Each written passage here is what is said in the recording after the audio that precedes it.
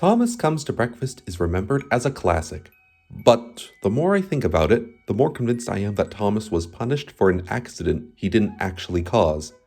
And that means the story breaks the very lesson Thomas episodes are supposed to teach.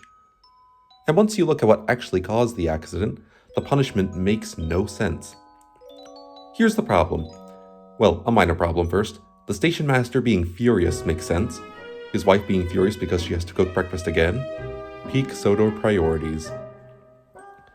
Anyway, Thomas did not deserve the punishment he got, especially in the Christopher Audrey version. His drive from fireman began to tidy him up.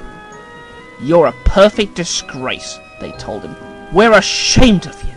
"And so am I," said the voice behind them. Damn, that's ruthless. In a typical Thomas story, Thomas gets boastful and then earns his comeuppance. And that's what looks like is happening here, but it's not. I understand that the station master's house was destroyed, and that forced Sir Topham Hatt to get Daisy, but the only wrong thing Thomas did was boast because of a compliment. It wasn't his choice to leave the shed. He literally had no choice. Compare this to Down the Mine. In both the books and the show, it was Thomas's fault because he knocked his driver and fireman off the footplate. Thus, Thomas himself was the actual and proximate cause of this accident, me bragging about robbing a bank, and then getting arrested just for being near the scene of the crime.